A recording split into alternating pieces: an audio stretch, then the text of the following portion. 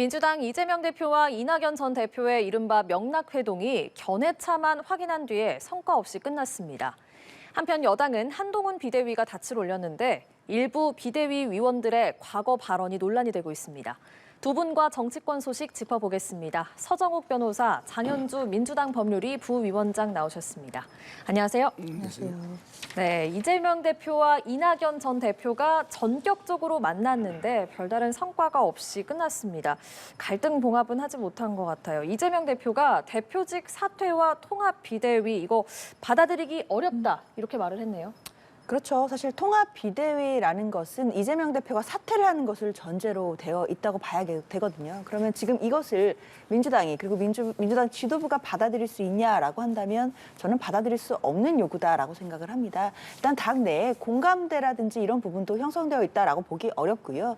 특히 지금 야당으로서 총선을 100여일 앞둔 시점입니다. 이 시점에서 당대표가 그것도 전당대회에서 압도적인 득표율로 당선되었던 당대표가 지금 사퇴를 하게 된다라고 한다면 민주당이 제대로 총선을 치를 수 있을지 그 혼란은 누가 극복할 것인지에 대한 그 다음에 어떤 계획이 제대로 되어 있다라고 보기가 어렵습니다. 그렇다라고 한다면 이재명 대표가 대표직을 사퇴하고 통합비대위로 가는 결단은 그것은 본인 개인의 결단이라기보다는 민주당의 당대표로서 당원 구성원들 그리고 당원들 그리고 당 내에 있는 모든 이해관계인들의 뜻을 받들어서 하는 결단이 돼야 될 겁니다. 그러나 앞서서도 말씀드렸다시피 지도부도 인정하고 있지만 당 내에 그런 공감대라든지 그런 명분들이 형성되어 있다라고 보기 어렵기 때문에 그런 결단들을 받아내거나 지금 그런 결단들을 할 만한 시기는 전혀 아니다 이렇게 봐야겠습니다. 네, 이재명 대표가 이낙연 전 대표의 요구를 받아들이기 어렵다 이렇게 분명히 밝힌 상황. 서정욱 변호사께서는 어떻게 보셨습니까?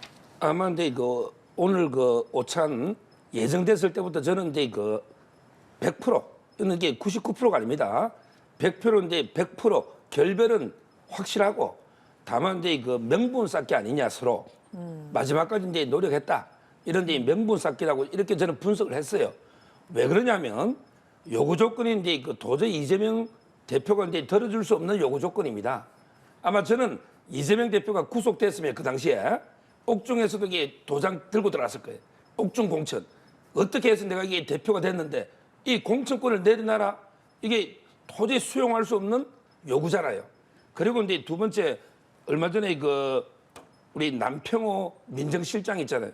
이낙연 총리 민정실장 이분이 대장동 내가 제보했다 이렇게 폭로했지 않습니까? 이것도 이미 결별이 예상돼 있기 때문에 가능하다 이렇게 보이고요. 어제 국회 부의장했던 이석현 이분도 탈당했지 않습니까? 이런 상태에서 이낙연 대표가 남아버리면 그럼 이게 뭐가 되겠습니까?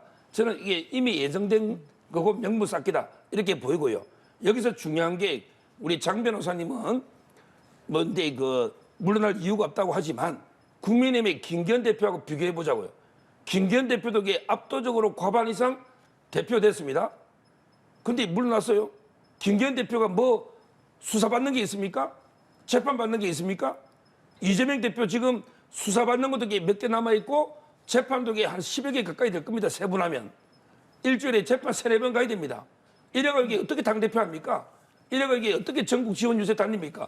항상 법정 가야죠. 선거는 해도 재판은 진행된다. 이게 중요합니다. 재판이 선거 때문에 멈추는 일은 없다.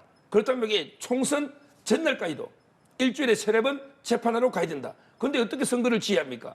저는 김기현 대표보다 이재명 대표 리스크가 훨씬 크잖아요. 그런데 왜 김기현 대표는 물러나고 이재명 대표는 지키되는지 납득이 안 돼요.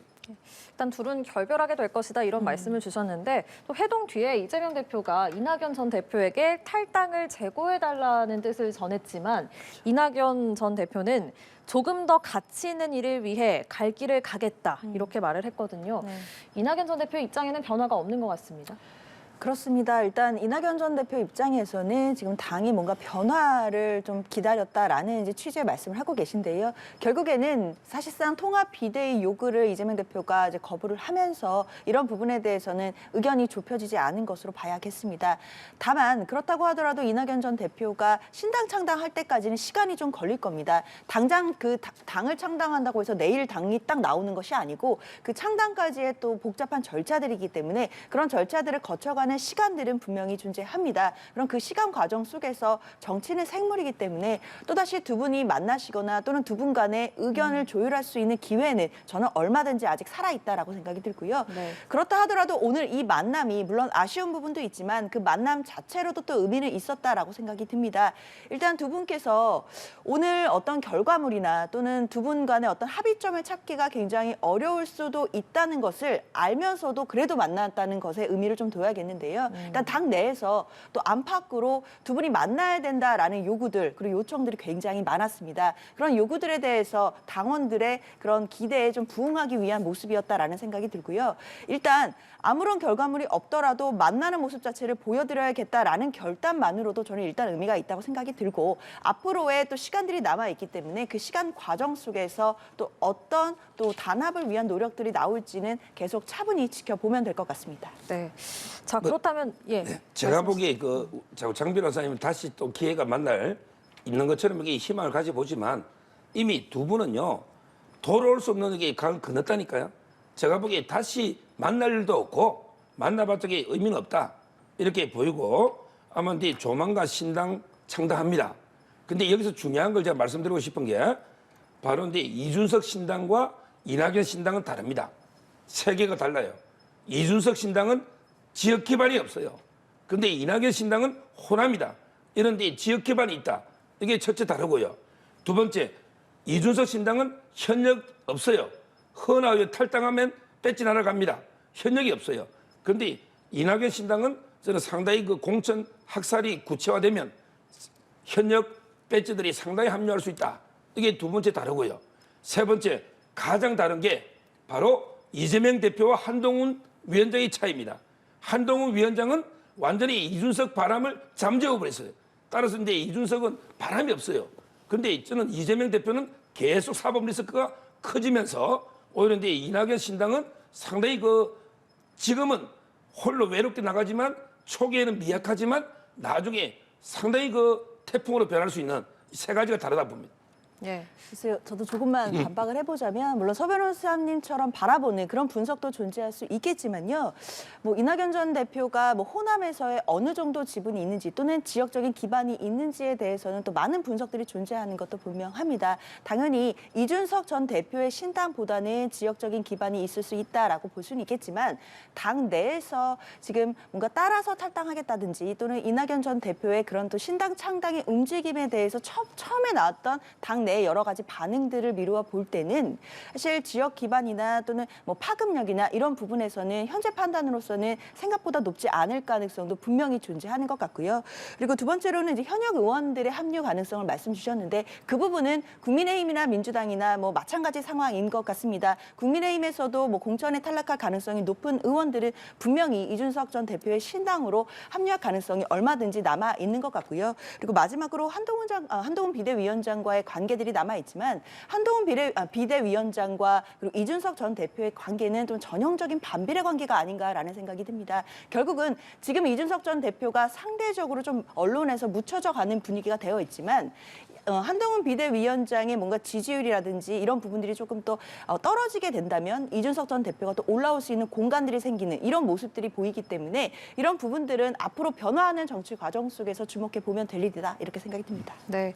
자, 앞서 서정욱 변호사께서 말씀하신 것처럼 이번 만남이 명분 쌓기 아니었냐 이런 지적이 또 나오는 게 이번 만남에서 뭐 탈당, 신당, 공천 상황 이런 얘기는 오가지 않은 것으로 전해지고 있거든요.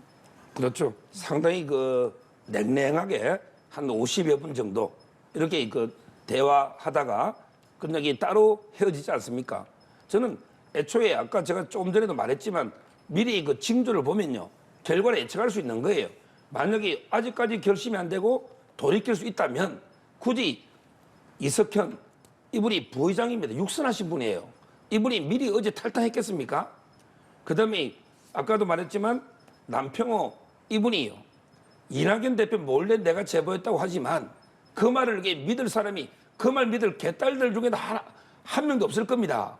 어떻게 그 중요한 대장동의 제보를 이낙연 대표하고 상의도 안 하고 실장이 혼자 할 수는 없는 거 아닙니까?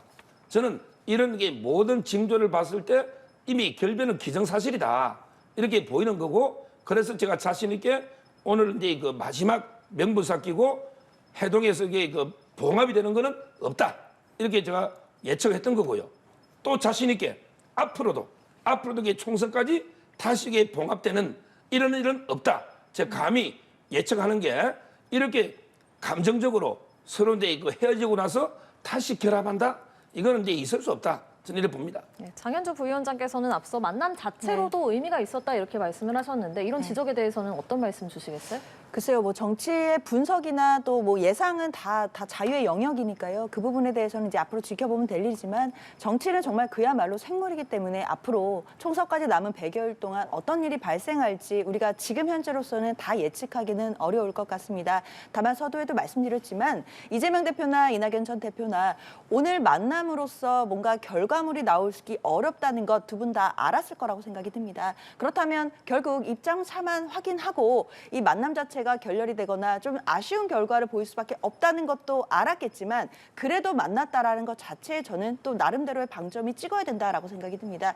결국 당원들의 요구 그리고 당원들의 기대에 좀 부응하는 모습을 두 분이 보여주신 것이고 결국 당원들이 그 본질적으로 원하는 것이 무엇이겠느냐를 생각해 본다면 총선을 앞두고 단합하는 민주당의 모습을 당원들이 원하신다라고 봐야겠습니다. 그럼 그런 기대에 부응하는 모습이 어떤 것일지 이재명 대표와 이낙연 전 대표가 더 잘 알고 계실 거라고 생각이 들기 때문에요. 앞으로 남은 기간 동안에 얼마든지 모든 가능성 열려 있다 이렇게 생각이 듭니다. 네, 앞서 잠시 언급이 된 대로 이석현 전 국회 부의장이 어제 탈당을 선언하고 이낙연 전 대표 신당에 합류하겠다고 선언을 했습니다. 자, 파장 어느 정도로 보십니까? 앞으로 민주당에서 이렇게 탈당 선언하고 이낙연 신당에 합류하겠다는 인사들이 더 나오게 될까요? 글쎄요, 앞으로 이런 인사들이 나오게 된다면 그러면 이석현 전 부의장의 어떤 탈당이 파급력이 있는 거다라고 볼 수는 있을 것 같은데요. 현재로서는 이석현 전 부의장 이후에 뭐 탈당을 한다거나 뭐 탈당을 하겠다고 결심하는 뭐 그런 기류는 아직까지는 보이지 않는 것 같습니다. 그렇다면 현재로서는 파급력이 크진 않다라고 봐야 될 것 같은데요. 그러나 또 앞으로의 과정에서 어떤 일들이 있을 수 있는지 다 예측하기는 어렵기 때문에 조심스러운 예측이기는 합니다. 다만 현재로서는 당이 지금 단합해서 똘똘 뭉쳐서 총선에 대비해야 된다라는 여론이 훨씬 더 다수인 상황입니다. 그리고 이낙연 전 대표의 어떤 신당 창당 움직임에 대해서도 처음부터 민주당 내에서는 많은 우려들이 나왔었고 그리고 현역 의원들이 많은 우려 섞인 목소리들을 낸 바도 있습니다. 그렇다라고 한다면 지금 당내의 좀 주류적인 분위기들은 당내가 어떤 그 분열하고 갈등하는 모습을 국민들께 보여드리는 것 그 자체를 굉장히 꺼려하는 상황이고요. 어떻게든 봉합하고 단합하는 모습을 당원들께 국민들께 보여드리는 방법을 찾아야 한다라는 것이 중론입니다. 결국에는 그 방법을 찾아가는 과정 속에서 지도부와 구성원 모두가 노력을 하고 결국 방법을 찾아낼 거라고 저는 생각합니다. 예, 지켜봐야겠지만 현재로서 파급력은 크지 않을 것 같다 이렇게 말씀하셨는데요. 예. 지금 이제 그 만약에 김대중 그다음에 노무현 대통령이 살아나신다면 두 당 중에 누구를 지지할까? 그다음에 지금 양산에 있는 문재인 대통령은 어느 당을 지지할까? 저는 세 분 다 이낙연 당을 지지한다 봅니다. 절대 이재명 대표 지지 안 합니다. 김대중 대통령은 항상 이제 그 상인적인 실용 감각 플러스 서생적인 문제의식 이걸 강조하신 분이고 명분과 통합, 화합을 중시하신 게 김대중 정신입니다. 딱 이재명 대표하고 반대되는 정신이죠. 김대중 대통령의 지지자들은 거의 이낙연 당으로 혼합 간다 봅니다. 자, 두 번째 노무현 대통령 하면 원칙 있는 패배. 내가 져더라도 원칙을 지키겠다. 그런데 이재명 대표는 뭘 했습니까? 멋지게 지면 뭐하냐? 야, 수단 방법 가르지 말고 다 이겨야지. 선거고 뭐고 명분이고 내가 한 말 다 뒤집어도 이기는 게 중요한 거야. 원칙 이거 필요 없어. 이렇게 했잖아요. 노무현 대통령이 진짜 이게 저 지하에서 통곡한다 봅니다. 이재명 대표 그 발언을 듣고. 그러면 이게 그쪽도 다 저리 갑니다. 자, 그 다음에 양산에 있는 문재인 대통령. 보십시오. 정세균 우리 삼총리가 있잖아요. 정세균 전 총리가 현의 살수. 이 말은 이게 절벽에서 이재명 대표가 손 놓고 죽어. 내려와. 이게 현의 살수 아닙니까? 이렇게 저는 김부겸 총리도 마찬가지입니다. 앞으로 이게 보십시오. 김대중 지지하는 노무현 지지하는 문재인 지지하는 분들은 전부 이낙연 당으로 결집하면 그러면 이게 딱 야당은요. 수박 중간에 쪼개듯이 반분되지 않을까 이래 보입니다. 예. 자, 한편 민주당은 어제 공천관리위원장으로 임혁백 고려대 명예교수를 임명했습니다. 그런데 지난 대선 경선 때 이재명 후보의 정책 자문단에 있었던 인사여서 일부 비명계에서 또 불만의 목소리가 나오고 있습니다. 이번 임명은 어떻게 평가하시는지요?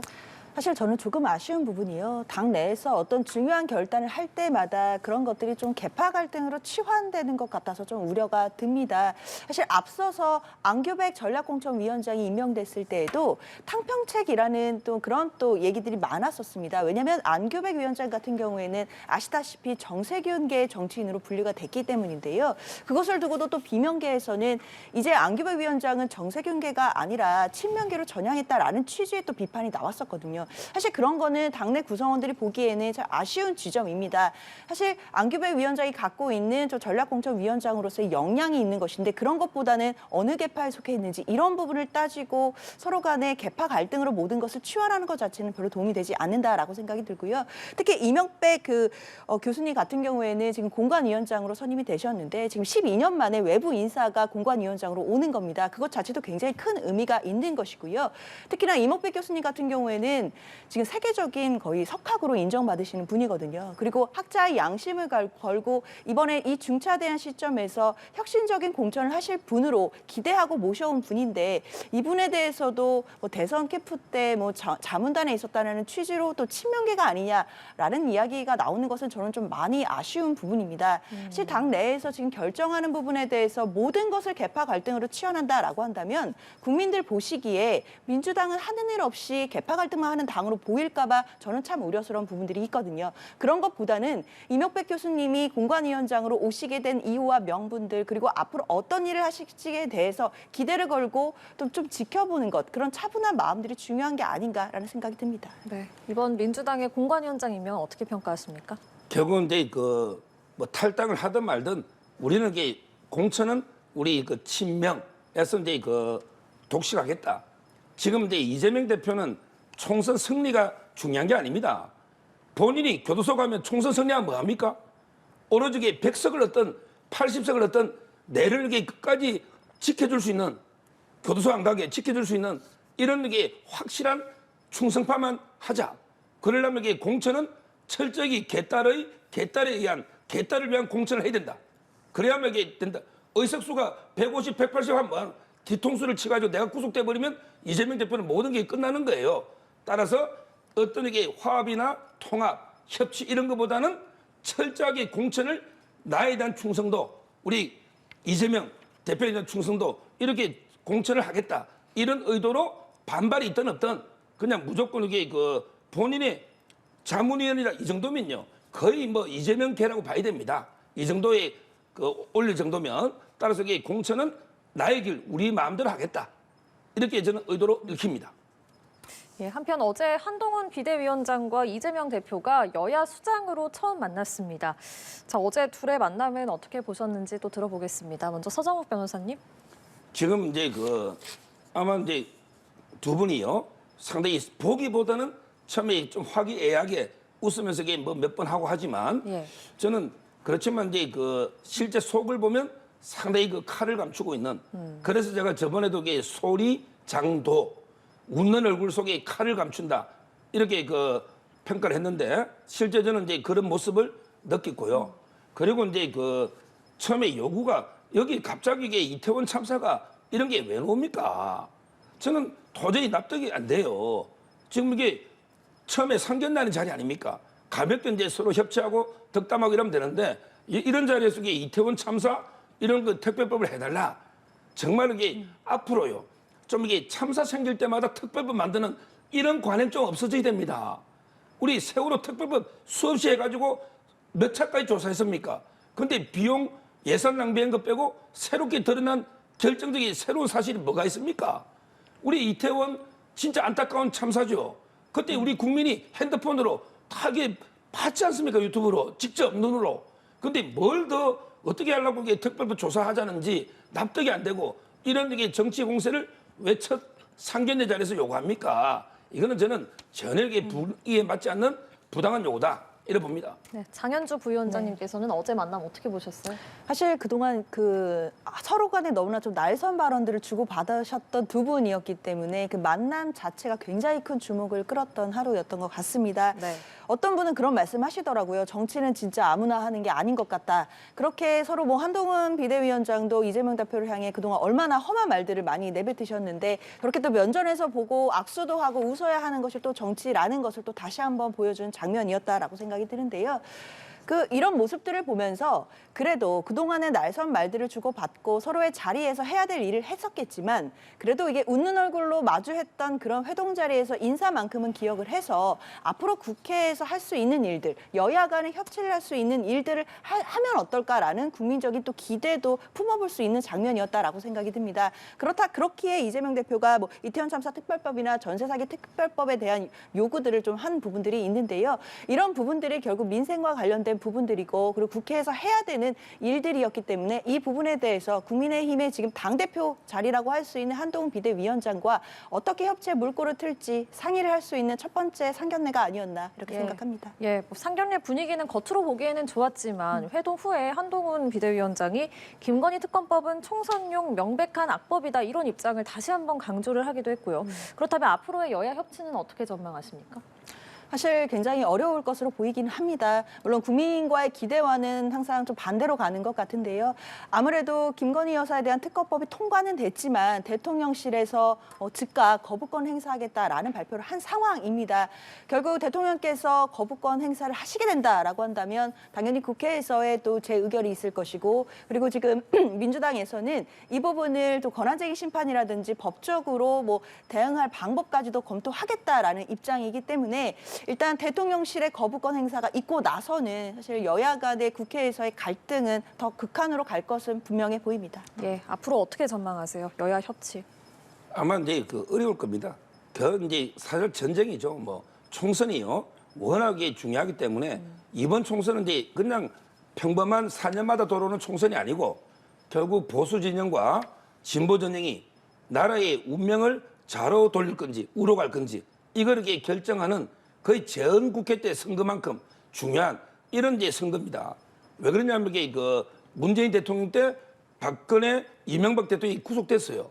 그다음에 지금 또 정권의 이재명 대표도 구속영장이 2번이나 청구되고 지금 이제 문재인 대통령 그 참모들 수사각이 많이 되고 있거든요. 지금 이제 보수와 진보 진영이 상당히 극한 대결을 벌이고 있는 이런 상태입니다.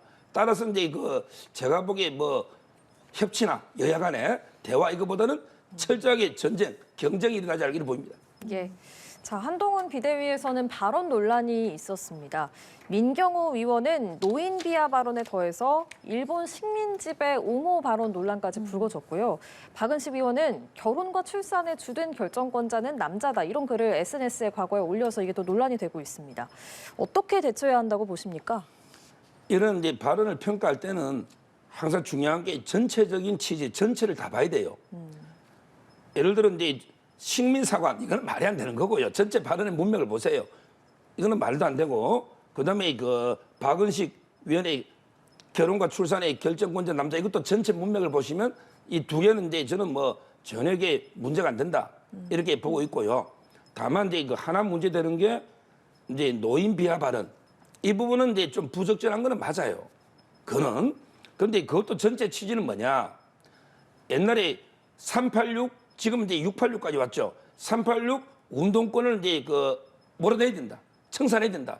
이걸 강조하는 과정에 이제 젊은 층의 역할을 강조하다 보니까 부적절한 발언이 나오는데 여기서 중요한 게요. 바로 민주당의 김은경 혁신위원장하고 이제 비교를 해봐야 돼요. 김은경 혁신위원장은 남아있는 기대 수명만큼 투표권을 노인들은 뺏어야 된다. 줄여야 된다. 이렇게 하면서 이게 합리적이다. 이렇게 했잖아요. 이거는 확신범이에요. 그런데 민경우 위원은요. 그런데 그 취지로 발언하다가 순간 본인도 이게 순간 실수니까 바로 1초 만에 바로 이게 사과하고 정정을 했잖아요. 그 유튜브 보시면 바로 그 화면에서 잘못했다. 정정하잖아요. 저희가요. 지금 이게 연합뉴스 저희 두 명이 대담하다가도 저도 이게 순간 실수할 수가 있죠. 근데 그걸 잘했다고 계속 우기면 제재 먹어요. 근데 제가 순간 실수를 죄송합니다 시청자님께 이러면서 이게 정정하잖아요. 그러면 이게 방송심의에서도 참작이 됩니다. 저는 이 민경호의 발언이 부적절한 건 맞지만 그 즉시 그 화면에서 즉시 정정했고 그다음에 여러 번 다시 사과했고 그다음에 한동훈 위원장까지도 직접 사과했고 이 정도 했으면요. 이제 그 조금 그때 김은경 위원장도 끝까지 혁신을 했잖아요. 이 정도 했으면 이게 저는 부적절하지만 조금 이게 어르신들이 좀 용서해주면 어떨까 이런 데 생각을 가지고 있습니다. 예. 이 발언 논란은 어떻게 보고 계세요? 글쎄요, 이게 여야를 떠나서요, 정치권에서 설화가 있을 때마다 대부분 나왔던 이야기들이 취지는 그게 아니었고, 뭐 해석상의 전체 문맥은 그렇지 않다라는 말이 늘 따라 붙었던 것 같습니다. 그렇다 하더라도 들으시는 분들이 그리고 국민 눈높이에 맞지 않았다라고 한다면 사과하고 적절한 재발 방지 조치 나오는 게 당연히 기본이라고 생각이 드는데요. 특히 국민의힘에서 그동안 정말 많이 공격하셨던 지난 7월에 있었던 민주당 김은경 혁신위원회 그 노인 비하성 발언 그 논란 다들 기억하실 겁니다. 그때 국민의힘에서도 많은 비판을 하셨고요. 당시 김은경 혁신위원장도 대한노인에 직접 찾아가서 사과를 한 바도 있었습니다. 그런 전례에 비추어 보았을 때 이번 민경호 위원이나 또는 박은식 위원의 이런 그 설화에 대해서도 분명한 사죄와 그리고 한동훈 비대위원장의 책임 있는 사과 그리고 책임지는 모습이 좀 필요하다라고 보이는데요. 특히 한동훈 비대위원장 그동안 뭐 여의도 문법 쓰지 않으시고 5천만의 언어를 쓰시겠다라고 했습니다. 5천만의 국민의 언어에서 본다라고 한다면 이 위원들의 발언이 문제가 있는지 아닌지는 금방 판단이 되실 거라고 생각이 듭니다. 그리고 동료 시민들이라고 항상 하시지 않습니까? 그 동료 시민들에 대한 태도를 한번 생각해 보신다면 비대위원 두 분이 하셨던 그동안의 그 말 자체가 단순히 취지나 뭐 여러 가지 상황상 그럴 법했다라고 해서 넘어갈 수 있는 문제는 아닌 것 같고요. 당연히 사죄하고 그리고 책임에 대해서는 분명히 책임지는 모습을 보여줘야 될 때가 아닌가 생각합니다. 예. 그렇다면 한동훈 비대위원장이 어떻게 책임을 져야 된다고 보세요? 직접적으로 사죄를 하고 그다음에 그 문제가 되는 비대위원들의 거취에 대해서도 고민을 해야 된다라고 생각이 듭니다. 물론 타당에 계신 그 위원들의 인선이기 때문에 뭐 이런 것을 민주당이 뭐 사죄해라, 뭐 사퇴해라 말하는 것 자체가 월권으로 보일 수도 있을 것 같아서 좀 조심스러운 부분들은 있지만 분명한 것은 정치적인 진영을 떠나서 이런 문제가 되고 또 비대위원장의 지금 첫 출발인 단계에서 이런 설화들이 문제된다라고 한다면 한동훈 비대위원장으로서는 결단하는 모습을 보여주시는 것도 앞으로의 또 정치 여정에서는 도움되는 상황이 아닐까 이렇게 생각이 듭니다. 예. 어쨌든 한동훈 비대위원장은 대한노인회장에게 직접 전화를 해서 사과를 했다고 전해지고 있고요. 앞으로 어떻게 펼쳐질지 좀 지켜보겠습니다. 이준석 신당 얘기도 해보겠습니다. 천인, 그러니까 천하람 전 당협위원장과 이기인 도의원이 신당 합류를 선언했습니다. 허은하 의원도 다음 주 중에 거취를 표명하겠다고 밝혔는데 이준석 신당 속도를 내는 걸로 봐도 되겠습니까? 지금 이제 민주당의 탈당 의원 이상민 의원 5선, 그다음에 이석현 6선입니다. 둘이 합치면 11선이죠. 근데 이 천하용인 이분들이 뭐 정치적 비중이 있습니까? 이기인 이분은 기초의원 하다가 지금 경기도 광역의원이죠. 전국에 이런 기초의원 광역의원이 수백 수천이 있어요. 그게 뭐 정치적 비중이 있습니까? 일단 이게 천하용인이라는 뭐 인이 대단한 것처럼 이기인은 논평할 가치가 없고요. 그다음에 천하람 로스쿨 그냥 변호사입니다. 일선이라도 했습니까? 뺏질한 적이 있습니까? 아무런 게 없잖아요. 정치적 비중이나 무게감이. 그다음에 허은하 의원이 유일한 배지입니다. 비례죠. 근데 탈당 즉시 배지 날랍니다. 그리고 이게 비례하고 지역구는 또 이게 무게감이 달라요. 저는 천하용인한테 그중에 김용태 최고는 또 이게 빠졌잖아요. 이 세 분 나간 데서 이게 무슨 정치권에 의미가 있는 움직임이 있겠습니까? 저는 아무런 영향이 없고요. 여기서 가장 중요한 게 달로 한 비교해 보면 이준석 대표가 보름달은 게 바로 치고 본인은 초승달이기 때문에 앞으로 떠오른다. 이렇게 달 비유했죠. 근데 이준석 대표가 초승달입니까? 12년 동안 정치판에 있었습니다. 12년 동안. 이준석 대표가 정치에 입문할 때 보름달이었어요. 왜? 보통 청년들은 밑바닥부터 고생고생해 정치합니다. 근데 이준석 대표 부모님 잘 만나서 유승민 의원하고 고등학교 동기 부모 만나서 인턴하고 바로 박근혜 대통령이 비대위원 시기 줬잖아요. 정치를 처음 입문할 때 비대위원 한 청년이 우리나라 몇 명 됩니까? 그때가 이준석 대표는 보름달이었어요. 근데 그 이후에 12년 동안 선거 3번 떨어지고 계속 자산을 갉아먹으면서 지금은 자산이 없잖아요. 뭐 자산을 포기합니까? 없는데. 그러면서 이게 지금은 금음달처럼 영원히 쥐버린 거죠. 이걸 왜 초설달에 합니까? 저는 이준석 대표의 신당에 이거는요. 아까 제가 이낙연 신당은 시작은 미약하지만 끝은 창대할 수 있다. 그런데 이준석 신당은 시작이 미약한데 끝은 더 미약하게 초라하게 끝난다. 이렇게 봅니다. 네, 어떻게 생각하세요? 사실 이준석 전 대표의 신당은 결국 전 앞서서도 말씀드렸지만 한동훈 비대위원장과의 어떤 반비례 관계가 좀 있다고 보이거든요. 결국은 한동훈 비대위원장이 이 비상 상황을 잘 이끌어 나간다라고 한다면 상대적으로 이준석 전 대표의 신당은 공간이 없을 것이고, 그런데 한동훈 비대위원장이 암초를 만나서 여러 공천 과정에서 갈등을 빚어지게 된다라고 한다면 이준석 전 대표로서는 당연히 많은 공간이 열릴 것이라고 보입니다. 특히 공천 과정에서 공천이 탈락할 것 같은 국민의힘 의원들이 만약에 탈당을 하게 된다라고 한다면 이준석 전 대표 신당으로 합류할 가능성까지 생각해 볼 수도 있을 것 같습니다. 네, 알겠습니다. 장현주 민주당 법률위 부위원장, 서정욱 변호사와 함께했습니다. 두 분 고맙습니다. 감사합니다.